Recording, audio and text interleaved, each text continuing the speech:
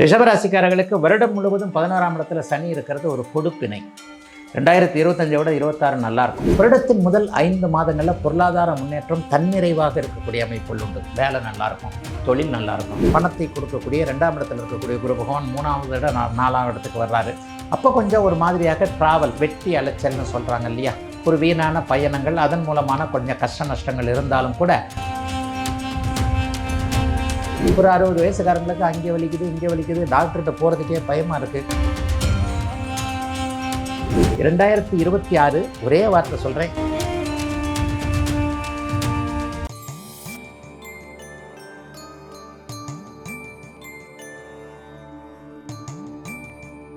Temple express நேயர்கள் அனைவருக்கும் இனிய நல்வாழ்த்துக்கள்.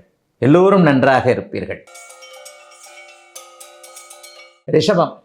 ரிஷபராசிக்காரர்களுக்கு வருடம் முழுவதும் 11ஆம் இடத்துல சனி இருக்கிறது ஒரு கொடுப்பினை. 2025 விட 26 நல்லா இருக்கும். 30 வருஷங்களுக்கு ஒரு முறை மட்டும்தான் இந்த 11ஆம் இடத்து சனி வருகிறார். அது இப்போது ரிஷபராசிக்காரர்களுக்கு வந்திருக்கிறார். 12 ராசியில் நீங்கள் கொஞ்சம் கொடுத்து வச்சவங்கன்னு தான் சொல்லுவேன். வயதிற்கேற்றார் போல் ஓரளவுக்கு ரிஷபராசிக்காரர்களுக்கு நல்லாவே இருக்கும். அந்த காலத்தில் ஒரு 4-5 வருஷத்துக்கு முன்னாடியே கஷ்டப்பட்டீங்கல்ல, இப்போ கொஞ்சம் சந்தோஷத்தை அனுபவிச்சுட்டு போங்கன்ட்டு பரம்பொருள் ஏதோ ஒரு வகையில் ஓரளவுக்கு நல்ல விதமான பலன்களை உங்களுக்கு கொடுக்குதுன்னு தான் நான் சொல்லுவேன். ஆகவே ரிஷபராசிக்காரர்களுக்கு கஷ்டம் இல்லாத ஒரு 80% நல்ல பலன்கள் நடக்கக்கூடிய தன்மைகள் இப்போது கண்டிப்பாக உண்டு. ஆகவே ரிஷபத்தினர் வரவேற்கக்கூடிய ஆண்டாக இந்த 2026ஆம் ஆண்டு இருக்கும். வருடத்தின் முதல் 5 மாதங்களில் பொருளாதார முன்னேற்றம் தன்னிறைவாக இருக்கக்கூடிய அமைப்புகள் உண்டு. வேலை நல்லாயிருக்கும், தொழில் நல்லாயிருக்கும், வியாபாரம் நல்லாயிருக்கும். ஒருத்தர்கிட்ட காசு கொடுக்கல் வாங்க லேவாதேவி பண்ணுறதுன்னு சொல்லுவாங்க இல்லையா, கொடுக்கல் வாங்கலாம் நல்ல சிரமம் இல்லாமல் இருக்கும். உழைப்பிற்கு ஏற்ற உண்மையான ஊதியம் கண்டிப்பாக கிடைக்கும். வருடத்தின் பிற்பகுதி 7 மாதங்கள் பார்த்தீங்கன்னா அவர் அப்படியே குரு பகவான் பணத்தை கொடுக்கக்கூடிய 2ஆம் இடத்துல இருக்கக்கூடிய குரு பகவான் 3வது இடம் 4ஆம் இடத்துக்கு வர்றாரு. அப்போ கொஞ்சம் ஒரு மாதிரியாக டிராவல், வெட்டி அலைச்சல்னு சொல்கிறாங்க இல்லையா, ஒரு வீணான பயணங்கள், அதன் மூலமான கொஞ்சம் கஷ்ட நஷ்டங்கள் இருந்தாலும் கூட 11ஆம் இடத்தில் இருக்கக்கூடிய இந்த சனி பகவான் உங்களுக்கு பசுமரத்தாணி அடித்த மாதிரி ஒரு இடத்துல வலிமையாக உட்கார்ந்துருக்கிறார். உண்மையிலேயே நல்ல பலன்களை அவர் செய்வார். எது எப்படி இருந்தாலும் ரிஷபராசிக்காரர்களுக்கு ராஜயோகரான சனி பகவான் 11ஆம் இடத்தில் இருப்பதால் சங்கடங்கள் இல்லாத அமைப்புகள் கண்டிப்பாக உண்டு. கடன் தீரும், நோய் தீரும், ஆரோக்கியம் நல்லாயிருக்கும். இந்த 3 நல்லா இருந்தால் போகிறோம் இல்லையா. வயதிற்கு ஏற்றார் போல் ஒரு 60 வயசுக்காரங்களுக்கு அங்கே வலிக்குது இங்கே வலிக்குது, டாக்டர்கிட்ட போகிறதுக்கே பயமாக இருக்குது.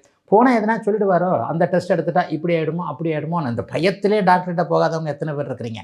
இவங்களுக்கெல்லாம் பயப்பட தேவையில்லைங்க, அப்படிலாம் ஒன்றும் ஆகாதுங்க. ஏதோ ஒரு வகையில் நீங்கள் நல்லா இருப்பீங்கன்ற மாதிரி தான் கண்டிப்பாக இந்த வருஷம் பிறக்க இருக்கிறது. 2026 ஒரே வார்த்தை சொல்கிறேன், 25 விட நல்லாயிருக்கும். அதுவே போகும். போன வருஷத்தை விட இந்த வருஷம் நான் நல்லா இருக்க போகிறேன் அப்படின்னு சொல்கிறது. இப்போ புத்தாண்டு பலன்களில் டைட்டில் போடும்போதே நம்ம சேனல்காரங்க எப்படி போடுவாங்கன்னா, 5 ராசிக்காரர்களுக்கு ராஜயோகம், கோடி கோடியாக கொட்டப்போகுது, அப்படிலாம் நான் சொல்ல மாட்டேங்க. நேற்றுக்கு இருந்ததை விட இன்றைக்கி நல்லா இருப்பீங்க.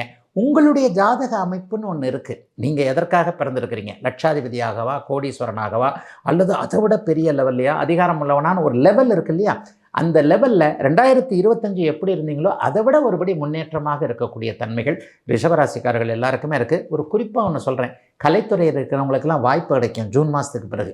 3ஆம் இடம் முயற்சிகளை பலிக்கக்கூடிய ஒரு தன்மை. மீடியா துறையில் இருக்கக்கூடிய சகோதர சகோதரிகள் எல்லாருக்குமே ரிஷபராசிக்காரர்களுக்கு நல்ல விதமான வாய்ப்புகள் கிடைக்கும். ஆகவே உங்களுடைய முயற்சிகள் பலிக்கக்கூடிய நல்ல வருஷங்க 2026 ரிஷபராசிக்காரர்கள் எல்லோருக்கும்.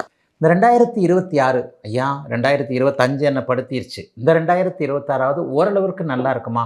நான் இப்படிலாம் கேட்கல. 100 கோடி ரூபாய் வேணும், 100 வீடு வேணும், அது வேணும், இது வேணும், இப்படிலாம் கேட்கல. ஒரு வாழ்வதற்கு தேவையான ஆதாரமான சில வருமானங்கள், சென்ற வருடம் இருந்ததைப் போல சோதனைகள் இந்த வருஷம் இருக்காதா என்கின்ற எண்ணங்கள் 12 ராசிக்காரர்களுக்கும் கண்டிப்பாக இருக்கும். சரி, இந்த வருஷம் பெரிய அளவில் ஏதாவது ஒன்று இருக்கா? ஒரு விஷயத்தை ஒரு இதாக சொல்லலாம். ஜூன் மாதம் 2ஆம் தேதி நடக்கக்கூடிய குருப்பெயர்ச்சியின் விளைவாக 12 வருடங்களுக்கு ஒரு முறை மட்டுமே நடக்கக்கூடிய ஒரு மிகப்பெரிய ஒரு குருப்பெயர்ச்சி இது. ஏன்னா உச்சமாகக்கூடிய ஒரு குருப்பெயர்ச்சி. குரு பகவான் உலகம் முழுக்க இருக்கக்கூடிய அனைவரையும், உலகத்தில் பிறக்கக்கூடிய சகல உயிர்களையும் நன்றாக வைக்கக்கூடிய ஒரு கிரகம். 12 வருஷத்துக்குள்ள தான் உச்சமட்டத்தை அடைகிறாரு. இப்போ இந்த வருஷத்தில் அடைகிறதுனால 12 ராசிக்காரர்களுக்கும் பெரும்பாலும் சாதகமான நல்ல பலன்களை செய்யக்கூடிய ஒரு நல்ல அமைப்பு தான் குருவின் மூலமாக ஜூன் மாதம் 2ஆம் தேதியிலிருந்து ஆரம்பிக்குது. வேறு ஏதாவது கிரகப்பயிற்சி இருக்கா? வருடாந்திர கிரகப்பயிற்சின்றது 3 தான். இந்த ராகு கேது, சனி பயிற்சி, குரு பயிற்சி. சனி பகவான் மீன வீட்டிலேயே வருடம் முழுவதும் இருக்கிறாரு. அவர் இந்த தடவை எந்த இடத்திற்கும் மாறலை, ஒரே வீட்டில் தான், மீன வீட்டில் தான் இருக்கிறாரு. ராகு கேதுவும் கிட்டத்தட்ட இந்த வருஷம் முழுக்க ஒரே வீட்டில் தான் இருக்கிறாங்க. கும்பத்திலையும் சிம்மத்திலையும் இருக்கிறாங்க. ஆனால் கடைசியில் டிசம்பர் மாதம் முதல் வாரத்தில் ராகு கேது பயிற்சி நடக்குது. அப்போ இந்த வருடத்தின் கடைசி வாரத்தில் மாதத்தில் நடக்கக்கூடிய அந்த பயிற்சி வந்து பெரிய அளவில் தாக்கங்களை ஏற்படுத்தாது. ஆக சனி ராகு ஒரே இடத்தில் இருக்கிறார்கள். சனி ராகு கேது ஒரே இடத்தில் இருக்கிறார்கள். குரு பகவான் மட்டும் ஜூன் 2ஆம் தேதி கடக வீட்டிற்கு உச்சமாக மாறி அதற்கப்புறமா அதிசாரமாக அப்படியே சிம்மத்திற்கும் மாறி அப்படி இப்படி வந்துக்கிட்டு இருப்பார். அது ஒன்று தான் ஒரு நிரந்தரமான பயிற்சி. மற்றபடி குரு பகவான் வலிமையான ஒரு இடங்களில் இந்த வருடம் முழுவதும் இருக்கின்ற காரணத்தினால உலகத்தில் இருக்கக்கூடிய எல்லாருக்கும் ஓரளவுக்கு நல்ல பலன்கள் தான் தரும் அப்படின்றத சொல்லுவேன். இப்போது கஷ்டப்பட்டு இருக்கக்கூடிய வருடம்ன்றது என்ன, போன வருஷம் கஷ்டப்பட்டவங்களுக்கு ஓரளவுக்காவது ஒரு நல்ல பலன் தரக்கூடிய அமைப்பு தான். 2025 விட 26 நல்லாயிருக்கும். 30 வருஷங்களுக்கு ஒரு முறை மட்டும்தான் வந்து இந்த 11ஆம் இடத்து சனி வருகிறார். அது இப்போது ரிஷபராசிக்காரர்களுக்கு வந்திருக்கிறார்.